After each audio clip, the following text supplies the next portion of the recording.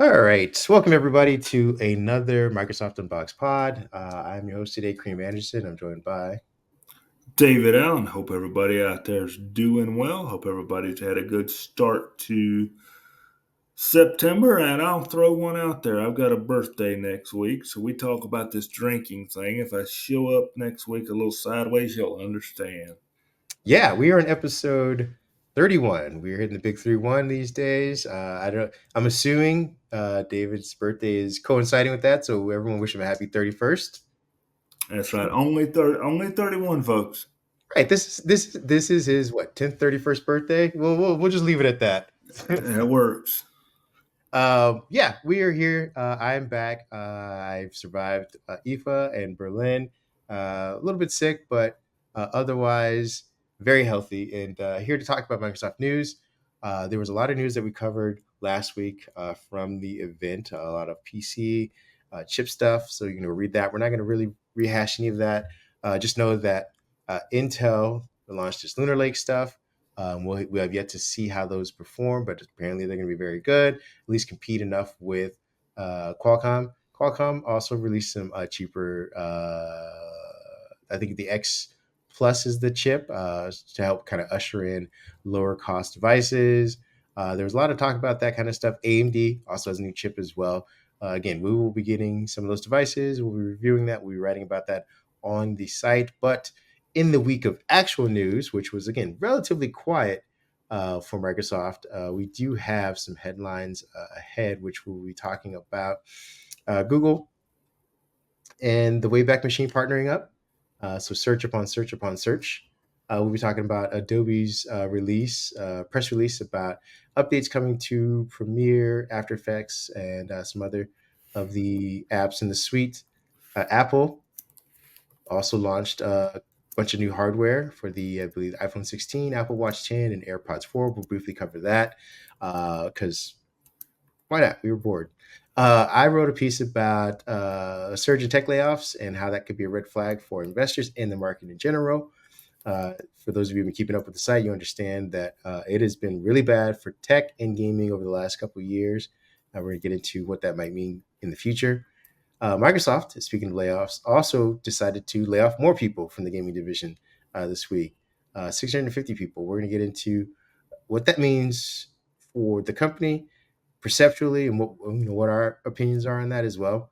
Xbox Game Pass Standard being available. Intel is having a rough 2024, and it seems like it's about to get rougher as they might be losing out on but the Biden administration's uh, funding for through the CHIPS Act. And then lastly, we'll wrap up with Sony's super expensive new PlayStation Pro, and we have lots of opinions on that as well. So stay tuned. Hope you guys enjoy. Let's get everyone started with our first headline, please. All right, folks, we have Google and the Wayback Machine. Let's talk about the Wayback Machine for just a minute. For you folks that don't know what the Wayback Machine is, in my opinion, the Wayback Machine is one of the coolest websites on the internet because it's like a time machine. Um, you can go to the Wayback Machine, you can pull up any website, type it in, and you can pick a date. Wayback Machine goes back roughly 20, 25 years, and it will show you screenshots of time periods that it has stored of that website. You can still see the content. You can still read the content. You can copy paste some of the content. And the Wayback Machine has always been independently funded. And, when you're independently funded and trying to do something, like this, some of the navigation of it becomes a little challenging. And that's kind of what they have faced. The Wayback Machine is great, but navigating it sometimes has been a little bit of a challenge, and finding what you're looking for at times has been even harder. Well, Google has thrown some money toward the Wayback Machine, and it's decided that you can now search the Wayback archives through Google just by typing in what you're looking for. And if it's in the Wayback Machine, it will show up in your search results. So I know for some folks, this was a big deal. For me, it's a big deal because I like to go see. Kareem and I have been doing. journalism now for many years. It's nice to go back and see where technology was 10 years ago, where it was 15 years ago, what our websites looked like 10 and 15 years ago, and how things have changed. And sometimes you just need a good piece of, fact from the past. So if you're looking to go see what a website looked like many years ago, the Wayback Machine is the place to do it. And you can now search that with Google and it'll be a little easier. Hopefully, this was once a partnership that went stale earlier this year and the Wayback Machine was pulled from Google results. Hopefully, this one stays together and we no longer get this pulled from our Google results. Yeah, we can take a trip back to watch all of that Flash animation all over our websites and the ActiveX code tie-ins and the Silverlight era of Microsoft. Like, oh, I mean, I don't know. It's a snapshot, but I almost am afraid that it'll somehow slow down my machine just by association, by osmosis. Because if you guys remember, Flash websites, I don't really, even just scrolling through those was a pain. They were I can only not imagine. efficient. No, we And, had Flash everywhere. It was the putty, mayonnaise, whatever thing you put together, the baseline of the website. Got to have Flash. and I'll throw this out there. To be fair, Microsoft Unboxed, we're coming up on our 1 year anniversary of doing coverage under this brand, but folks like our friend Paul Thurrott, go look up some of his old stuff. The super site that he used to have. Go Mhm. look up the Leo Laportes out there. Go look up the Neo Wins out there. It's neat. Even if you don't care about content, the content that's on the site, it's neat to see the way our websites have evolved and how simple they used to be. And in some ways, I wish they still were that simple. Well, it's weird. It's like we replaced the Flash animation that slowed down websites with ads that slow down websites. And database queries instead of flat file, There you um, go. like having your archives on a flat file and everything. So we've got database queries and ads, whereas back then we had ActiveX, Silverlight, and Java. Yes, so much. I mean, what's old is new again, I suppose, in some regards. Moving on to our next headline, we have Adobe announcing major updates to Premiere and After Effects and a bunch of other apps in the suite. Um, just to kind of give you a brief overview, we have Premiere Pro 25. I didn't even, to be honest with you, until this announcement, I didn't know they were numbered. I was just like, oh, I here's didn't either. another update. But Premiere Pro 25, you're going to get enhanced color management, a new context-aware properties panel, a faster ProRes export. The interface has been refreshed for better customization and efficiency. After Effects 25, where you will get improved 3D workflows, new animation presets, and support for GLB and GLTF 3D models. The interface has also been a little bit streamlined for better usability. Substance 3D, I don't even know what that is, but I for don't those of you either. who do, integration with the After Effects, allowing designers to map 2D textures onto 3D models and access to a vast library of materials and models, which I'm assuming they're going to nickel and dime you. That's kind of what Adobe does, but at least you'll have access to this nickel and diming system. There's another AI era commitment. Adobe is issuing a second Firefly bonus payment to Adobe stock contributors who allow their content to be used by their AI training models. And again, these updates aim to make video and editing, motion graphics creation more powerful. I believe they're going to be landing in October, is when they said during the press release. I read all that, and for those of you who are like me, who are very niche, you're probably listening to say, "Hey, when does the support for Windows and ARM show up?" And they had zero to say about that. So, for those of you on Intel devices, hooray! You'll be playing some new stuff in October, and it looks like a lot of great new stuff. So I don't want to undermine that. But for those of us who are using some of these new machines and are waiting for Adobe to, give us the full push, so we don't have to do translation layer versions of these, we got zero update on that. Now we know it's coming later this year. It's just interesting that they wouldn't have said, "Hey," in a little note at the bottom. Also, Windows and ARM support coming next month as well. So Well, either, I mean, now it's pushing it out to November, maybe December. I was going. That's kind of where I wanted to go with. Let me ask you.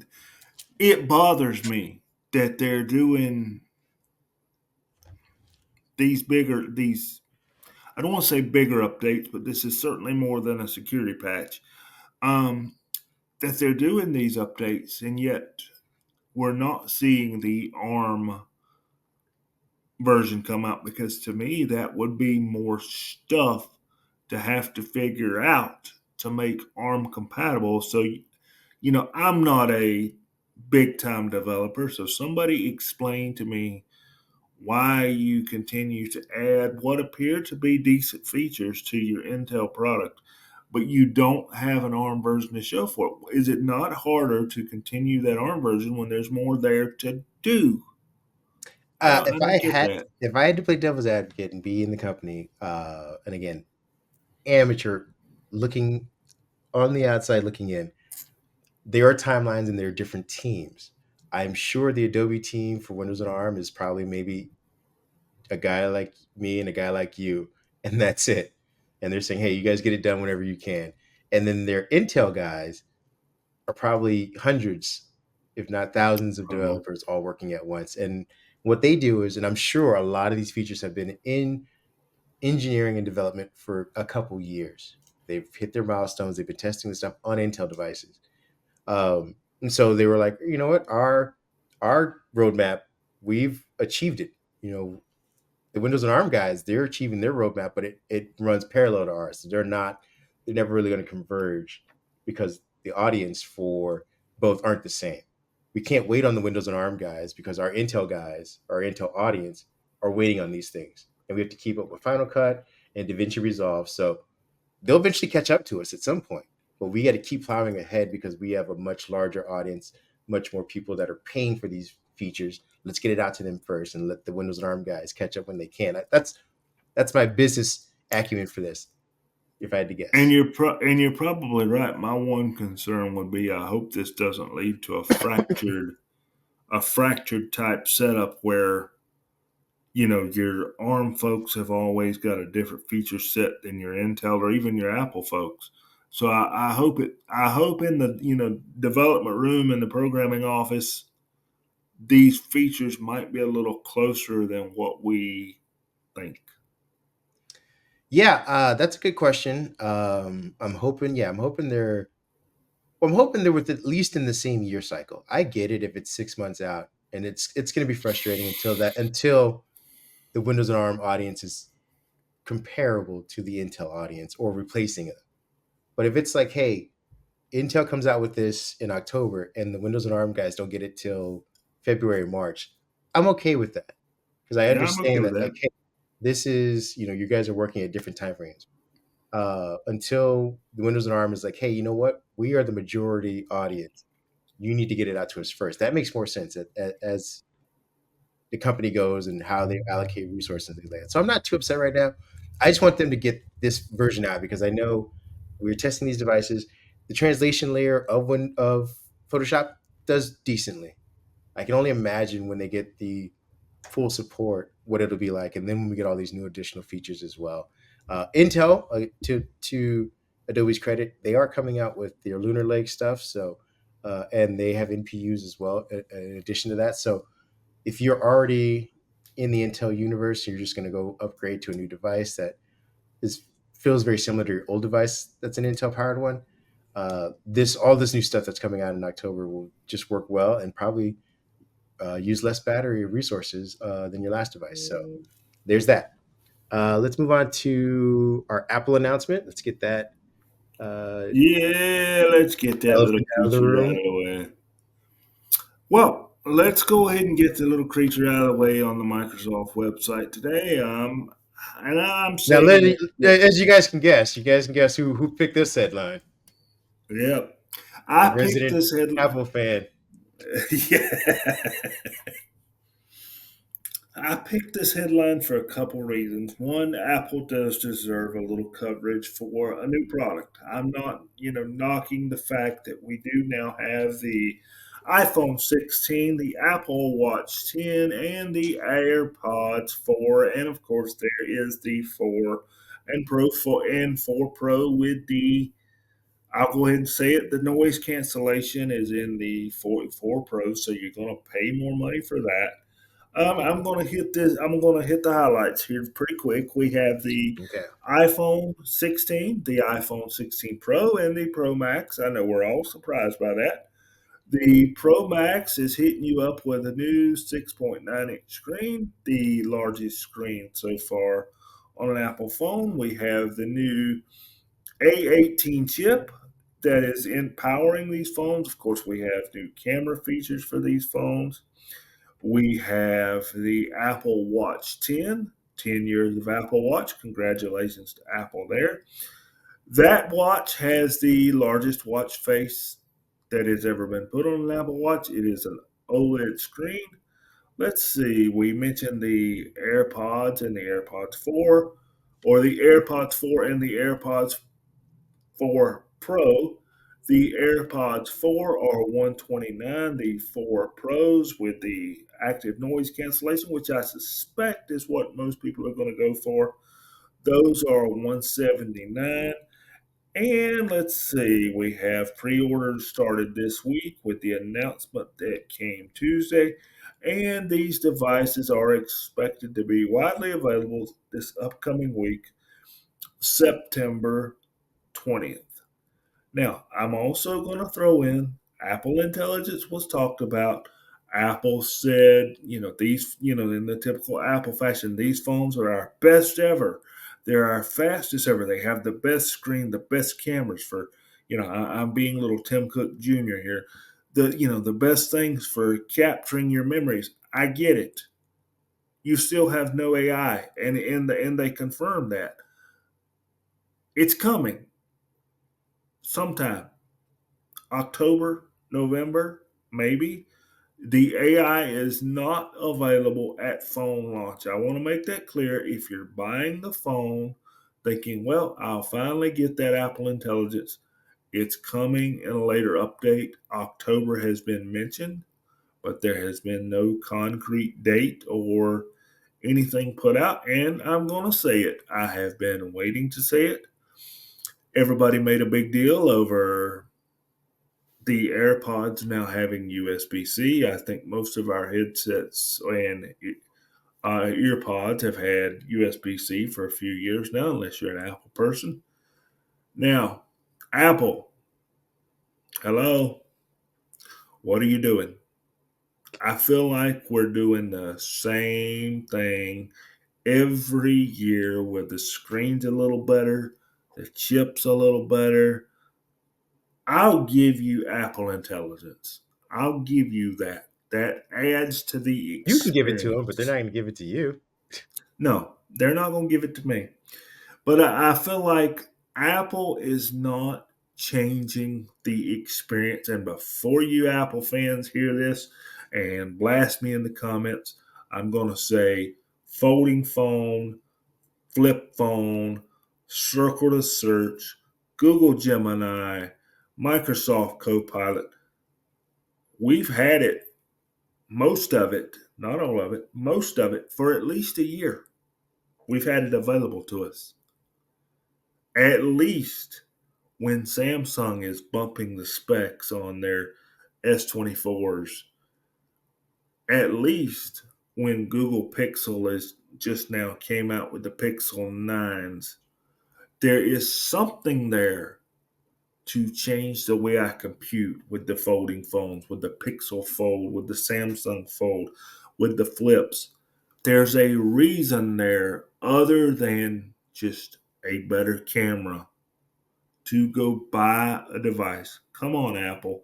You used to be the king of innovation. You came out with the first iPhone that made everybody crazy. Go back to the drawing board, come up with something Apple like that changes the way we do things.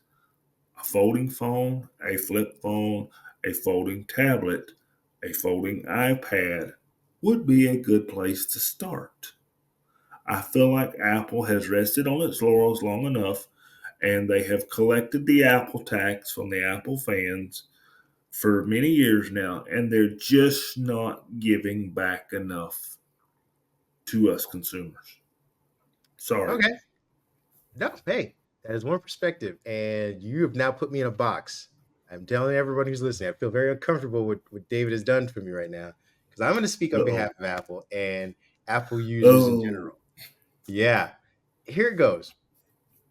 I don't think people want to change anymore.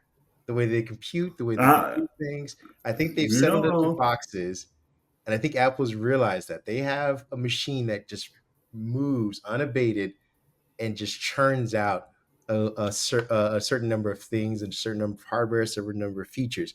In Apple's earning reports, they have pivoted towards services and software as their driver, just like what Microsoft does. That's where they make their money, not hardware. Apple makes their money on hardware, granted, but subscription services is where they see their future. Stuff like Apple Intelligence when they can start charging for it. The iPhone, I think we should also mention that we left out one of the biggest features of this new iPhone is this capacitive button thing that's supposed to help Oh, yes, yes, yes, I did. all I'm kind of sorry, new folks. camera tricks or whatnot.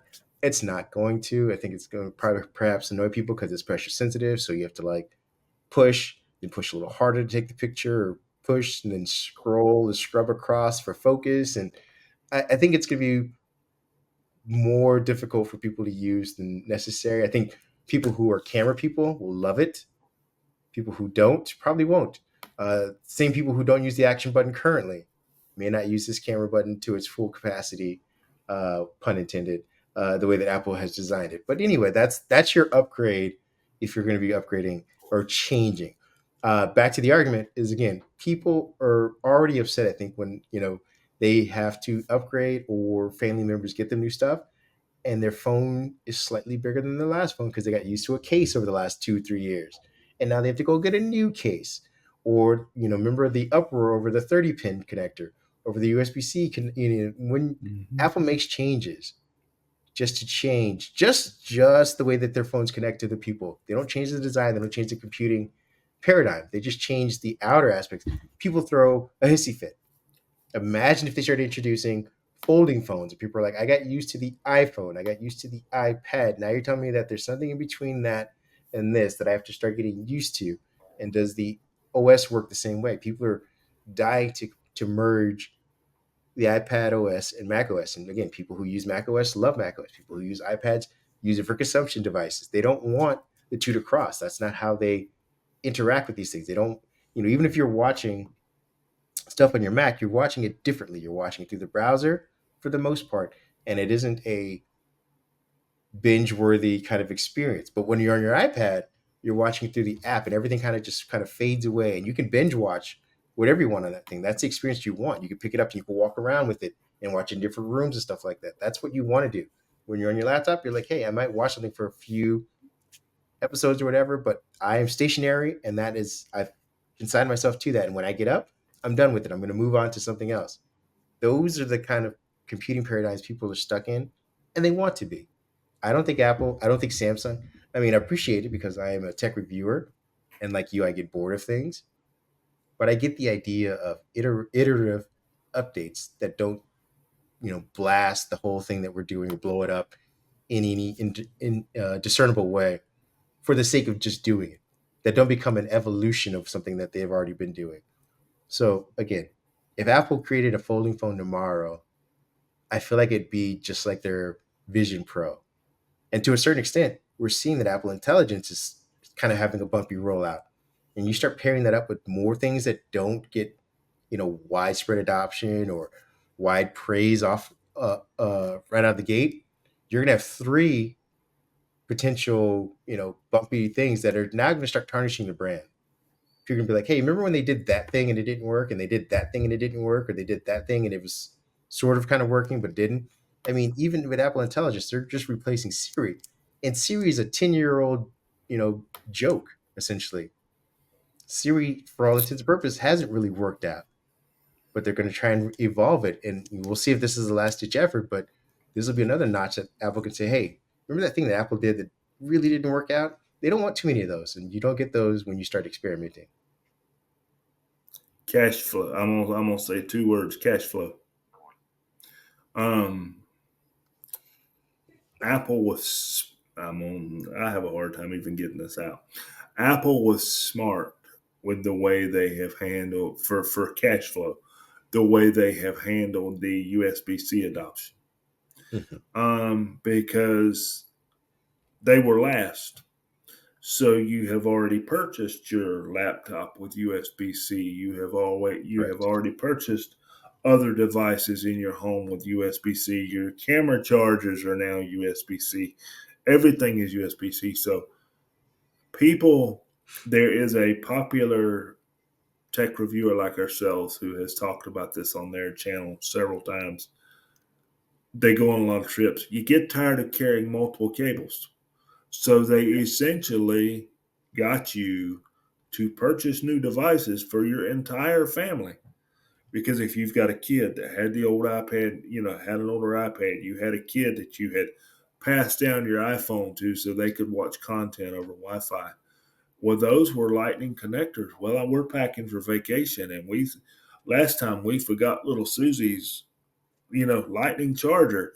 So let's go buy Susie a new device because we know us parents are going to take our chargers. That way we don't have to worry about upsetting little Susie and having to go buy a charger on our trip. Voila. Apple just got you to buy into that. They got you to buy into the well, now we need to get little Susie some iCloud storage because she's taking pictures. So I get it. It's a I'm not gonna cash lie, flow little thing. Susie sounds like a problem. Maybe we leave Yeah, little little Susie at home next road trip. exactly. I get it. It's a cash flow thing, but from a tech enthusiast, I don't like it. No, I agree. I agree. But I'm just saying, as far as I know, I was part of the crowd, kind of dumping on them. That this was kind of, I felt like what could have been a press release. This didn't seem very exciting. It was very long. They droned on about certain as I mean, they talked about the camera stuff for like 20 45 minutes. minutes, and it just Oh, at the end of the day, you got a slightly bigger screen on an iPhone with a new button. You got slightly bigger screens on the watches, and you got some new noise canceling tech in the AirPods. It, to your point, it wasn't very exciting, but it is let me necessary for their ecosystem. let me say one thing. I know you remember this, and I'll put a button on this here. I think what's missing is when Apple used to do presentations, and I'm not talking about necessarily who did the presentations and who didn't. Mhm. They had energy. They had experiences. They were showing you these things. They were showing you new experiences. I didn't feel the energy from the presentations that we generally feel from Apple, which makes me think, is Apple starting to realize, because if they're not they just did not feel as energetic as punchy as they normally do. The new experience wasn't there. It was this is what you can do now versus what you could do last time. I feel like I remember those older presentations, iPhone 10, iPhone 11, not back too terrible far, where they were showing you, look, you can go do this now. You couldn't do this before. Whereas now you're just doing it better, maybe by a little bit. And Uh, it's hard to get yeah. excited and punchy over that little bit. Maybe it's just the nature of presentations these days. Apple's not really Could holding be. in-person presentations, so you don't get that person walking on stage holding the device and then their genuine enthusiasm. You're getting pre-recorded stuff, so we'll leave it at As that. Mr. Thurrott said this week, I enjoyed it. And Paul, if you catch this one's for you. Somebody at Apple pressed play. Yeah, and then they stood in the back of the room with the taser in case anybody got out of line that was watching. Um, we will be moving on to less fun news. This is actually a warning we're getting from, I believe the company is called RBC Capital Markets. This headline, for those of you who are listening, is we're seeing a surge in tech layoffs might signal red flags to analysts and investors. It seems kind of like a no-brainer, but there's a little bit of nuance to it. But for those of you who have been following the news or who have just been employed in general or over the last since 2021, I believe, you've been seeing large swaths of tech jobs just disappear at from hundreds in the hundreds to the thousands at a time. I think we listed Microsoft let go of like 10,000 people. Uh, Amazon let go of 9,000 people. Dell let go of 12,500 people.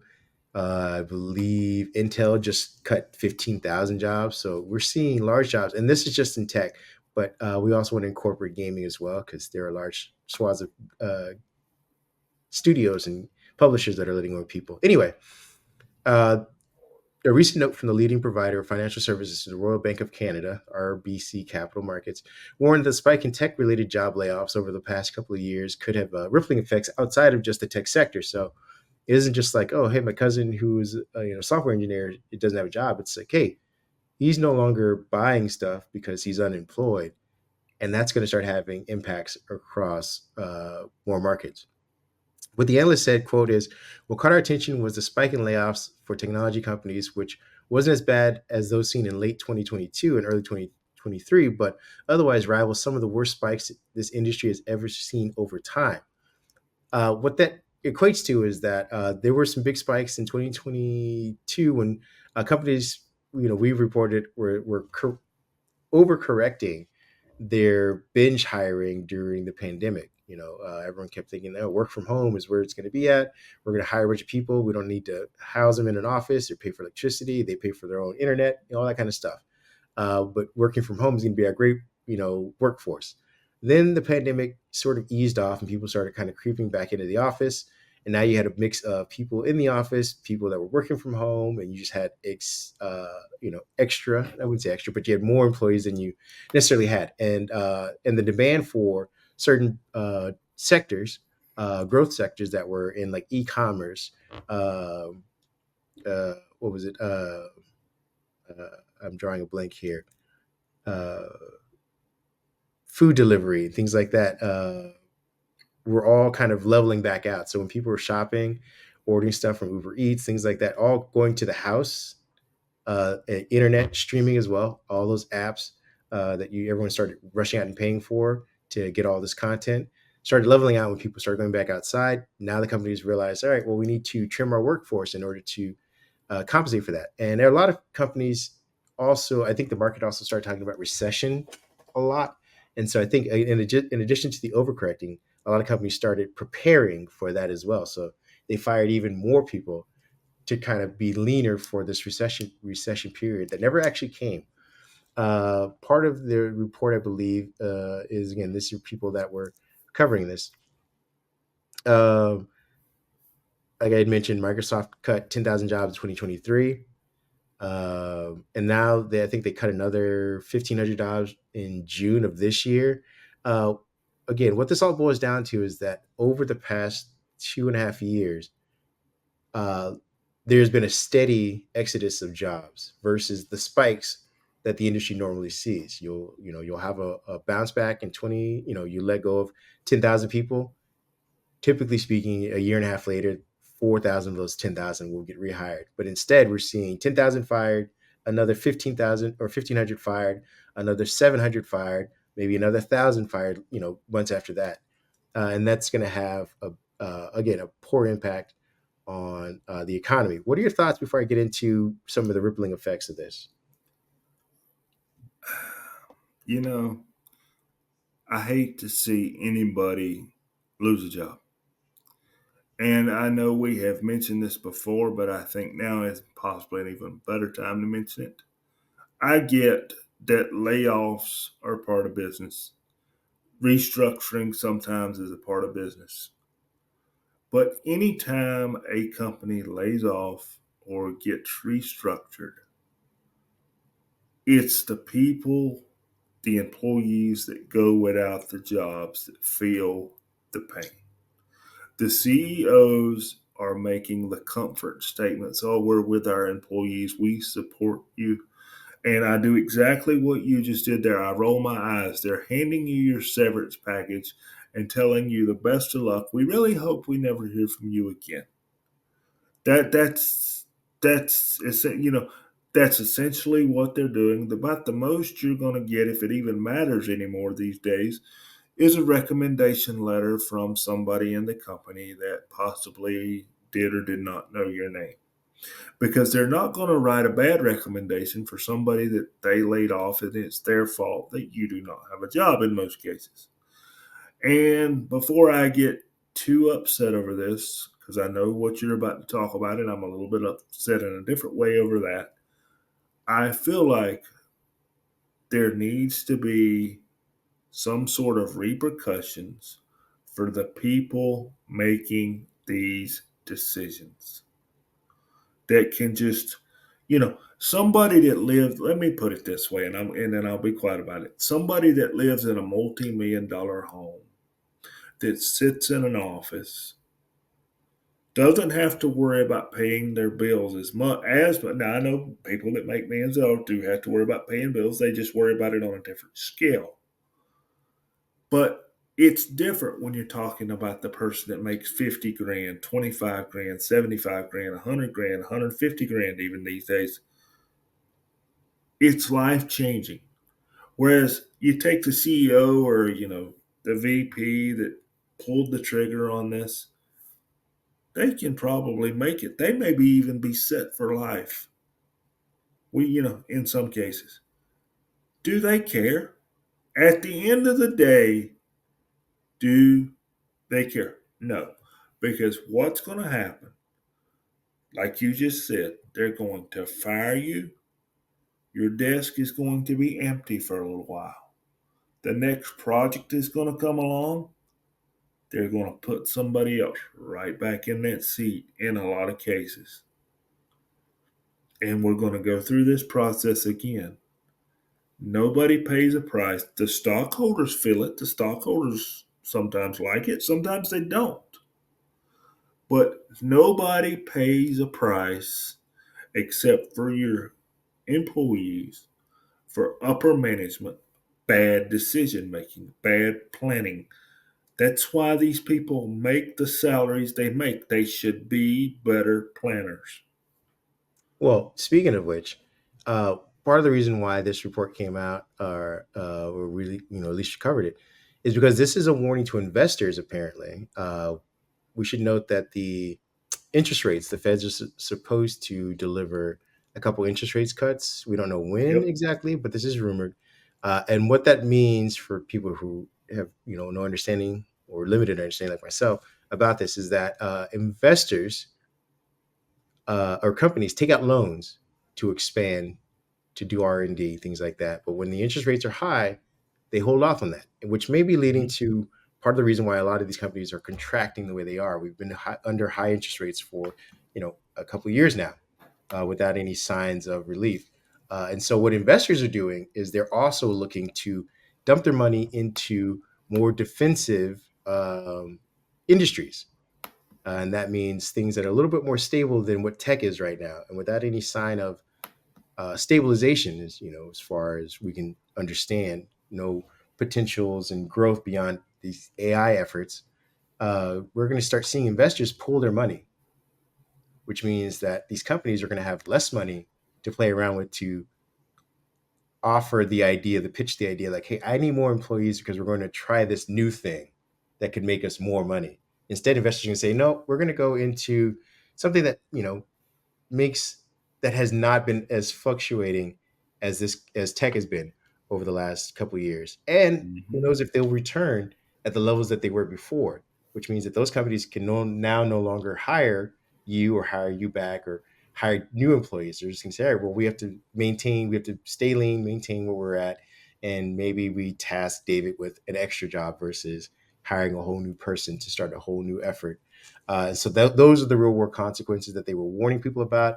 And again, without any definitive time frame on these new interest rate reliefs, and investors are already kind of spooked about the tech industry and gaming industry in general.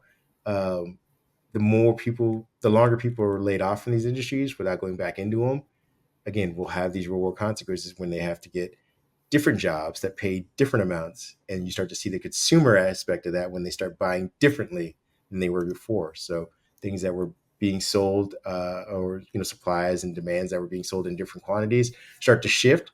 That's when we start to see perhaps maybe finally trigger this recession everyone's been so afraid about, unfortunately. I'm going to leave it at that because we have another unfortunate discussion about Microsoft laying off 650 more employees in its gaming division. That kind of coincides with what we've just been talking about. And, we don't like to talk about, like we said, we don't like to talk about this stuff, but it is what it is. This time around, though, and I think maybe Microsoft is feeling some of this goodwill just slip through their hands because they were specifying that of these 650 jobs, most of these, layoffs in this second round will be for executives. They highlighted that probably feeling the heat where people were saying that you guys are, oh, and they also mentioned that none of the studios will be affected by this. So again, in their previous efforts, they've gotten rid of what was it, 1,500 people, I believe. Oh no, it was more than that. I forget the number. Yeah. 1,900 jobs in January.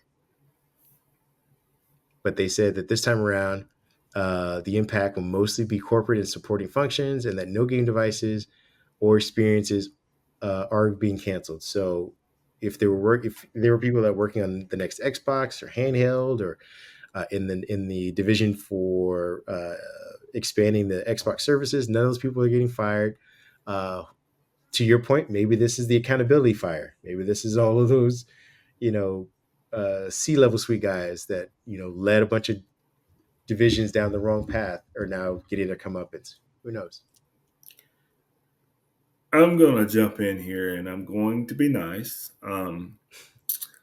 But considering this is the gaming division, I have a very strong feeling here because that $70 billion purchase is still in the back of my mind.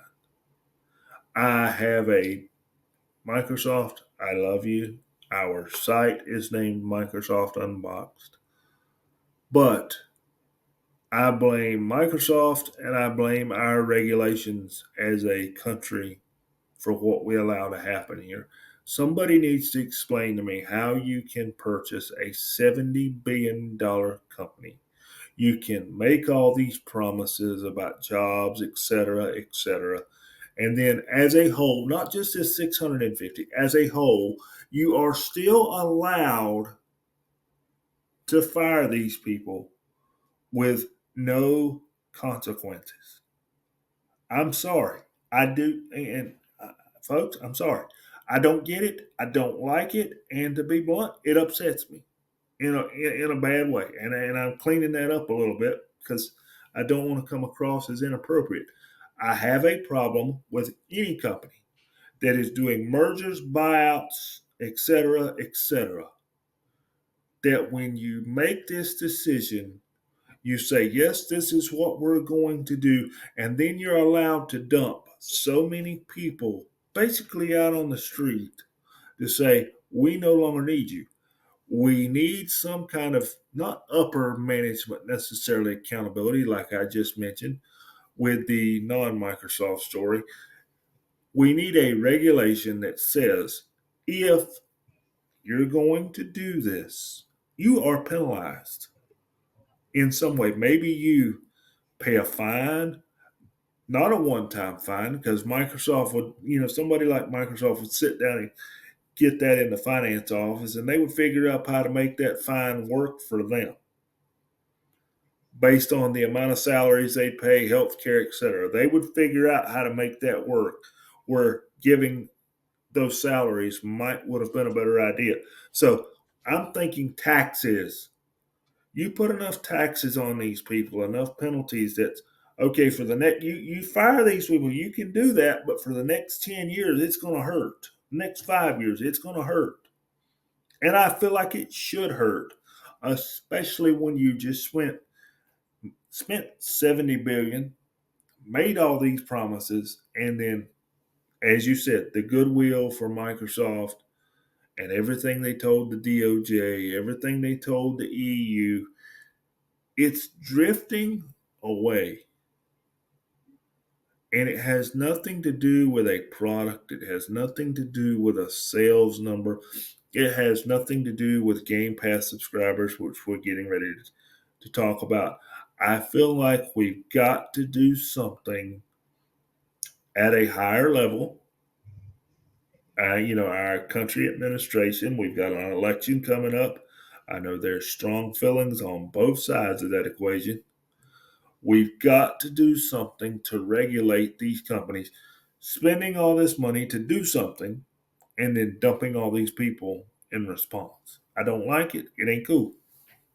No, I agree with you. Obviously, we need better worker protections.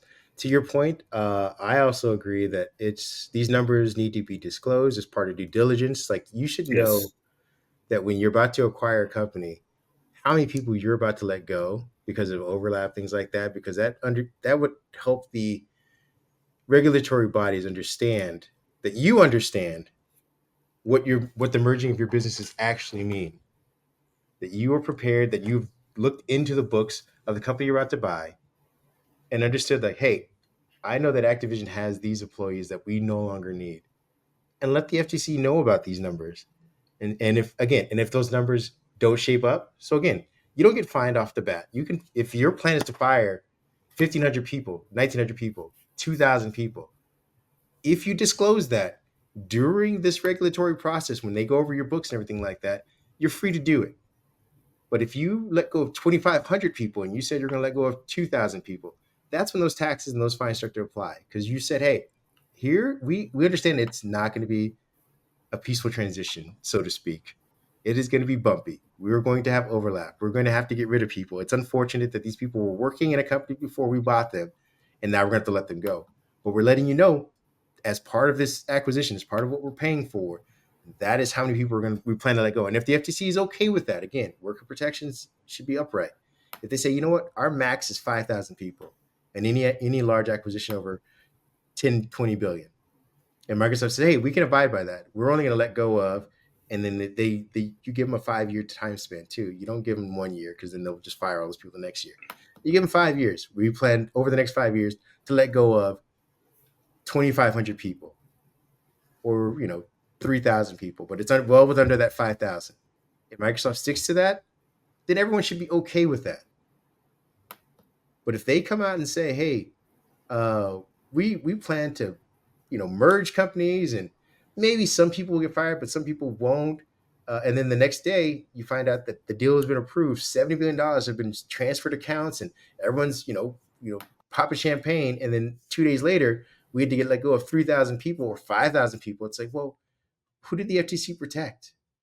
Who did Microsoft lie to? They knew they were going to have to get rid of these people. That should have been disclosed somewhere in some paperwork. So again, to your point, we could pontificate about this all day, but I think we should force companies to uh, give their projected numbers, and let the regulatory bodies give them a varying degree of leeway between that. And if anything goes outside of that, yeah, they get taxed, they get fined, they pay severance for however long. But we at least need to start being a little more crucial than thumbs up, thumbs down on approvals. We're going to start wrapping this up because we're getting long in the tooth.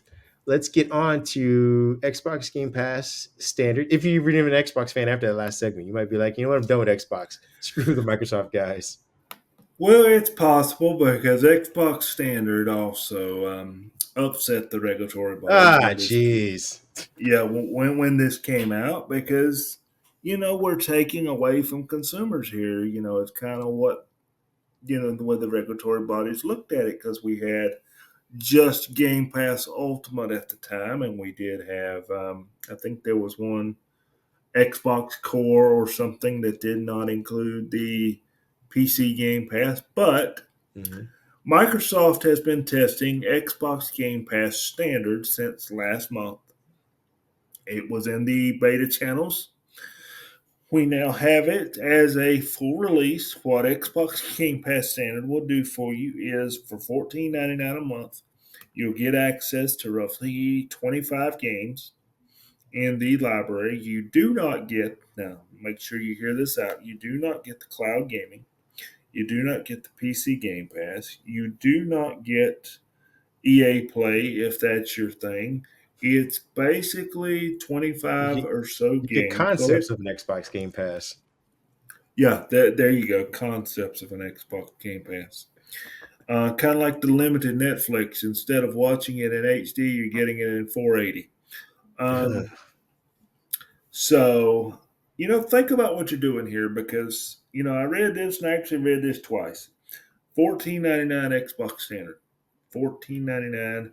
You let me repeat this one more time. 14.99. You don't get PC Game Pass.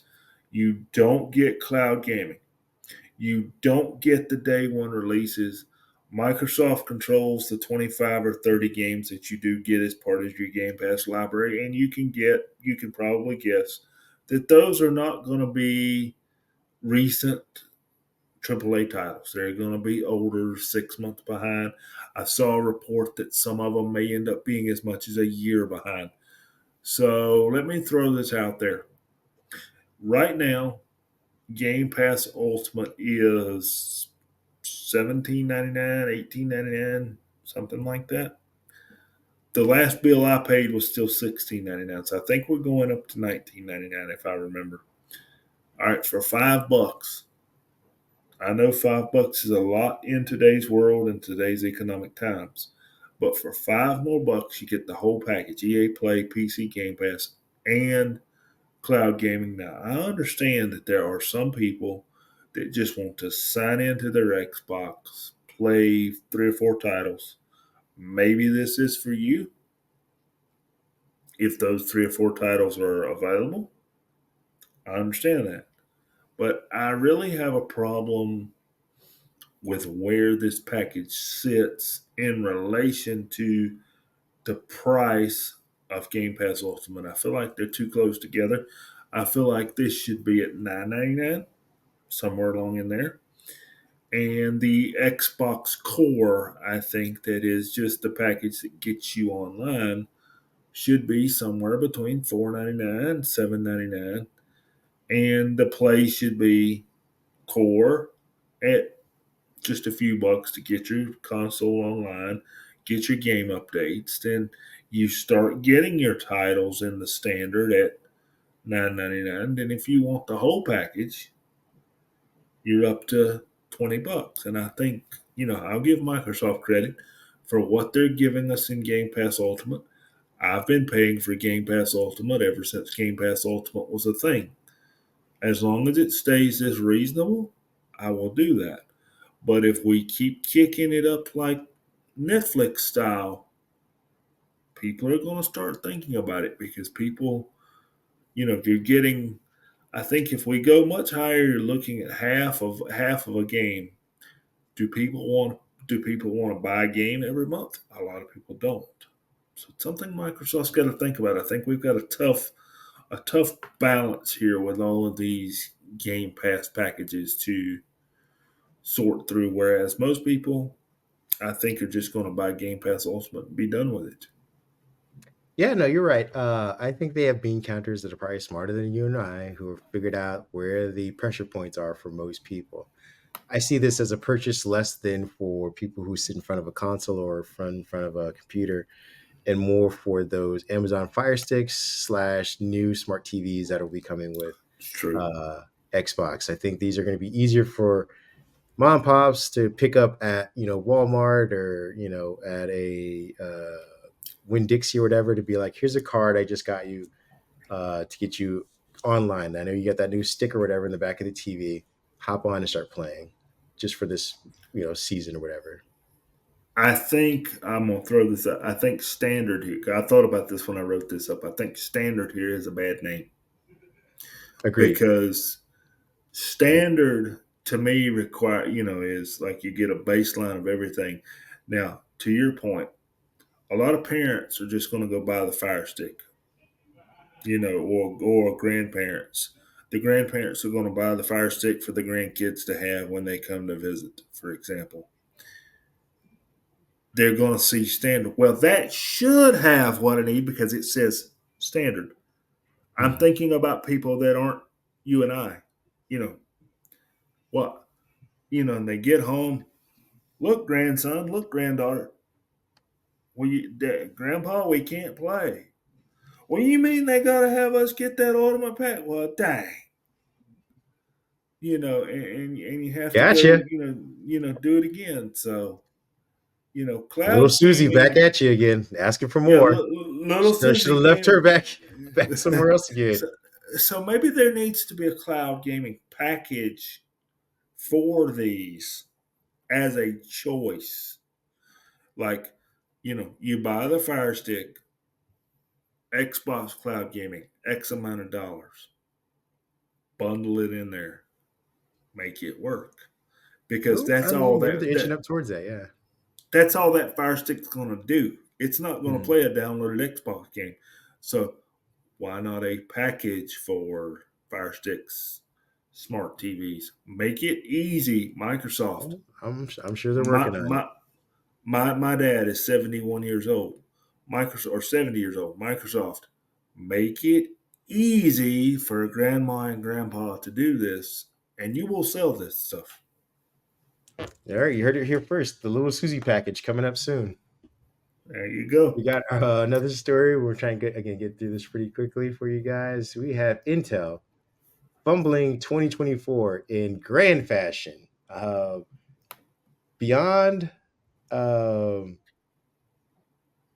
their major cuts, beyond falling sort of behind, at least in the perception of chips or whatnot, and having essentially a disastrous quarters earnings or the last two quarters or so, and losing, I believe, how much did they lose? I'm just gonna get the numbers correct. Over 7 billion in their foundry efforts, which is again supposed to be their big pivot to save the company. They're about to lose almost $19 billion in federal funding via the CHIPS Act. Intel's turbulent year seems to have made the U.S. government a bit hesitant on investing upwards of $19 billion with the company as part of the heralded. Again, if those of you who don't understand what CHIP stands for, it's Creating Helpful Incentives to Produce Semiconductors Act, because our Congress loves to do acronyms. Anyway, the CHIPS Act, which is something I believe the Biden administration has been touting, has basically been an investment for U.S. based companies to build more chips here in the U.S. And so that we are less reliant in the U.S. on outside semiconductor fabrications and whatnot. But according to a report from Bloomberg, the U.S. government has earmarked about 8.5 billion in grants and 11 billion in loans via the CHIPS Act resource for Intel as of 2024. Um, but they also, again, and this isn't explicit to Intel, but they have standards that need to be met. Again, as part of the allocation agreement, there are certain milestones that companies need to meet that assure the government that the investments will net a return. But again, I don't know exactly what those net investment or those standards are, but when you compound the fact that Intel reported a net loss of 1.61 billion last quarter, that they just cut 50,000 employees, and that they have a class action lawsuit over the latest generation chips, I believe 13 and 14 generation chips, and they also are facing a lawsuit from shareholders. I can see why the Biden administration is saying, you know what, let's just hold off on giving them $19 million because they don't seem to be able to handle money or investments or strategy very well at the moment. Again, every tech company is kind of going through a bit of a transition. They seem to be doing poorer than others. And again, that's not just tech industry, but if you were to compare them against AMD, Qualcomm, Nvidia, which is booming, they are at the bottom of the barrel when it comes to their own industry. Um, While neither Intel or the U.S. Commerce Department have issued specific responses to the claims, internal memos issued to the Intel staff crystallized the dire straits the company finds itself in currently, and why the Biden administration might be holding off. Quote, and this is from the Intel CEO: our revenues have not grown as expected, and we've not yet fully benefited from powerful trends like AI. Our costs are too high, and our margins are too low. We need bolder actions to address both, particularly given our financial results and outlook for the second half of 2024, which is tougher than previously expected. This is from the word of the CEO saying things aren't going well, ladies and gentlemen. The house is on fire. Um, so again, interesting enough, Intel seeded a plan to become like a fabricator. That was their big pivot. Like, we're not going to just pitch our chips against other chips and say which one's better. We're going to make everybody's chips, and people can come. If you're an ARM maker with an ARM architecture, and you want to design a chip, we'll make it for you here in the United States. We have one of the biggest footprints. We can expand on that. If you are looking for server chips, we'll make those for you. Microsoft can make your chips with us. But like I said, they have been pitching this idea, and it's supposed to be a 5-year turnaround. I think they're in year 3.5 of this, and they've again lost 7 billion last year on this effort. Who knows when 7 billion goes to 1 billion, to 500 million, to zero, to then profit. So we'll see if Intel can secure that chips funding because they sure as heck need it, but I don't know if it's going to be given to them. I think Intel is in big trouble. One product with this new Core 2 chip that we have just saw come out, and you saw it some of the laptops at IFA. One chip doesn't save the day. You've got to change the opinion. You've got, Snapdragon, bam, here we are, efficient, powerful. Talked about again at IFA, cheaper. I mean, they're hitting it more, cheaper devices, less cores. We saw the Asus put out not Asus, yeah, Asus, the ProArt series. We've seen, the tablet there. We've seen the G16 gaming laptop.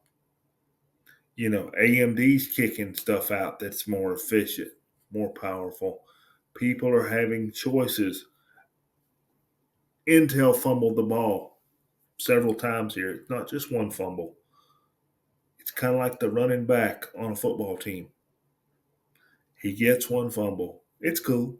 It's cool. Pat him on the back. It'll be kind. He gets two fumbles. Okay, you're still okay. Just tighten up a little bit. He gets 4 or 5 fumbles. Go take a seat. We're gonna let this guy over here take a few runs. You fumbled the ball too much. You're costing us. And I mean, Intel, I think. Go ahead. to your point, it isn't a single chip. Even if they came out with the equivalent of the M series, the problem is mostly is that their vision for where the company needs to expand has not been keeping up. Isn't So they were cornered, I believe, when it came to server chips as well. So their market to expand beyond computers, because the life of a computer system or people's computer system are elongating. They're going from 3 years to 5 years to 6 years. So even if they came out with an M series chip, the amount of customers that are going to keep expanding and buying this chip, even if it's as great it is, imagine if you were saying like, all right, we have this new laptop that everybody wants. Everyone rushes out and gets it. You have a great 1 year, maybe two. but Then it will but level there off. Just like, yeah, go ahead. the experiences in the hardware are no longer what they. You Right. understand what I mean? You know, back in Intel Core 2 Duo days, or we went from Pentium to Core 2 Duos, and then we went to 4 core chips, 8 core chips. The experiences were outpacing the chip. People had the idea of editing video at home long before the chip was ever there. So, we had people, well, now I can edit video. Now I can edit video faster. Now I can do video and 3D rendering at home. Now I can game. Now I can game a little better. The gap between the experience and the chip when Intel was, making money hand over fist was there. That gap is not there. Now people are craving the what I call the efficient power. But even The even to that point, even to right. that point, I don't even think PC as their sole thing is that's where Intel is, and that's where they have the biggest market, and they're losing that market currently. I mean, it's getting chipped away. They're not losing it, but I'm saying they need to be an IoT because people are augmenting their computing experiences from the laptop, which was Mm-hmm. Intel's bread and butter, even for the Mac. The Mac is doing great. The M1 series is doing awesome, but that is still a very small base, and people are augmenting that with the phone, which Intel completely missed. They're augmenting with tablets, which Intel's nowhere in. They're augmenting it with the IoT sensors in their house for different things that Intel is not in. They are using TVs. They're using different screens. They are using, listening devices. They're using, and I don't know if Intel's in cars. Like they're using, their heads-up displays that are getting bigger and more powerful in those. And Intel's not, I don't believe powering any of those. They're then offloading all that data, all that processing to the cloud, which Intel again is being cornered by Nvidia and some other companies as well. So where Intel could have expanded, so say their computer chips are just garbage going here on out and they slowly lose that market. They're at least doing well in IoT. They're at least doing well in cars. They're at least doing well in additional displays. They're at least doing well in banking. I mean, they're everywhere else. They can start to grow somewhere else and figure out the next moves. But they're stuck in computers and they're not doing well in that. And I don't see them being able to kind of expand out of that. And that's where I see the walls kind of closing in for them. And I can tell you, just to put a button on it, for consumer servers, they came out with a chip not too long ago. Okay. I firsthand saw what this chip could do. Wow, this is nice, for people in the cloud server market. Yeah. Well, then AMD came around and Ah, says, jeez. oh, hi, here's an AMD Epic. I don't remember the model number that I saw, but I saw this in everyday workloads. And then the Intel was sitting in the rack right below. So I watched the workload transfer from AMD to Intel. The workload failed because the Intel ran out of juice. Ah, You put the same workload back on the AMD chip. Hi, how you doing? We're cool. We got you. So, that was my first clue that when Intel is getting outpaced where the money is mhm. for these data centers, it's a trickle down effect. Yeah, I agree. We're not going to belabor it anymore. Intel's not. They're not going to be gone tomorrow, but they No. are bleeding and they need to figure out a way to go patch themselves up for the next fight. Our last story is going to be about Sony gouging people, or at least their loyal customer base. I like this man's headline. Good job, buddy. Um, Sony, PlayStation 5 Pro. We have known the PlayStation 5 Pro was coming for a little while. This week, Sony took the wraps off of it and put a price on it, folks. Long story short, a little bit better CPU, a lot better GPU, almost double the price. And before I give you the number, to add salt to the wound, the stand is extra.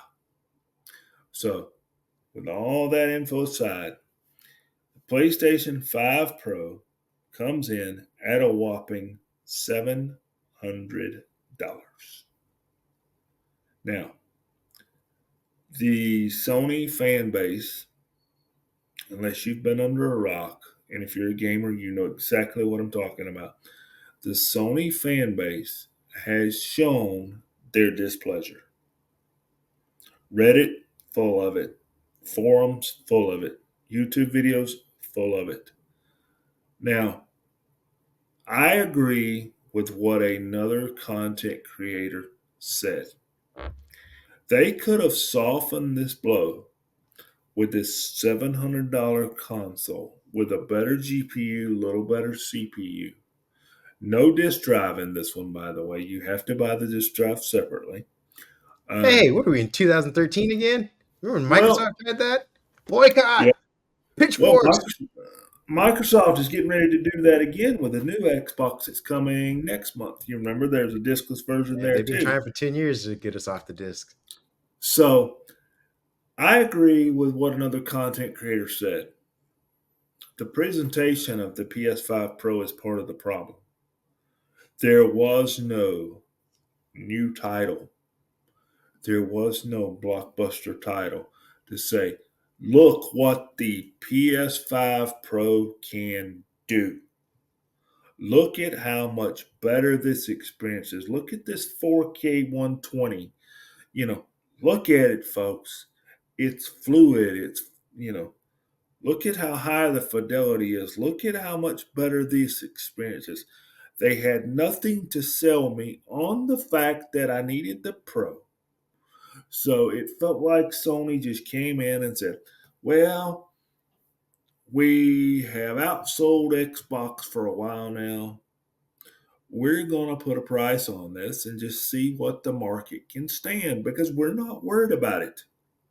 We know we can beat the Xbox. And I feel like that's what Sony did here. They came in, PS5 Pro. We're going to see if we can get the industry to the $700 mark. They've seen the $500 mark. They're going to see close to the $600 mark with the special edition Xbox coming next month if you choose to pick up one of those.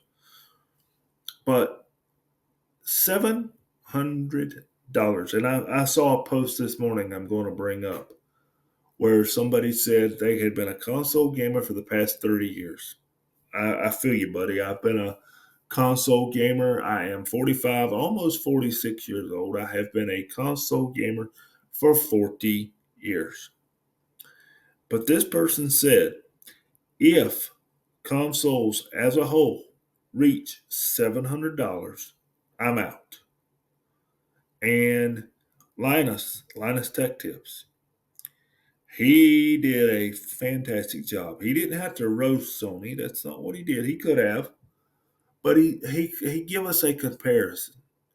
The PS5 is the same price as the new AMD graphics card. It is the same price as the mid-range NVIDIA graphics card. He was trying to get people to understand maybe the PS5 Pro isn't so bad. If you look at it from that perspective and you don't want to play PC, you don't want to go the PC route. I understand that.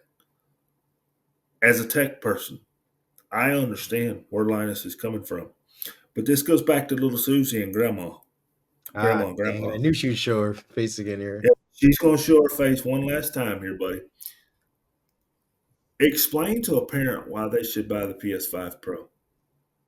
Explain to somebody non-technical why they should buy the PS5 Pro. Sony, you gave us zero experiences of PS5 Pro versus standard PS5. You didn't give me anything. You just want me to give you $700. No, not going to do it. No, I mean, and I couldn't have said it better than that. So we will let Sony hang on the vine on that one. We want to thank everybody for joining us for another week of news. We will be back again next week with even more content for you guys. If people want to talk to you about, throwing money out the window for a Sony console, where can they reach you? David PHA1978 over on Twitter/X, and that's also on Threads. And if you want to throw money, I'll be glad to take it. I think we can do better than a Sony console with your money. Perhaps. I will also take your money at Mindhead1 on Twitter. You can find me at Kareem Anderson on Threads or Instagram as well. Again, I talk more about comics and movies over there, but we could talk about pyramid schemes and Sony's plan to fleece everybody on those networks. Until then, we want you guys to go touch grass, enjoy your weekend, and we will see you, like I said, next week. Have a good weekend, everybody. Thanks for watching and listening.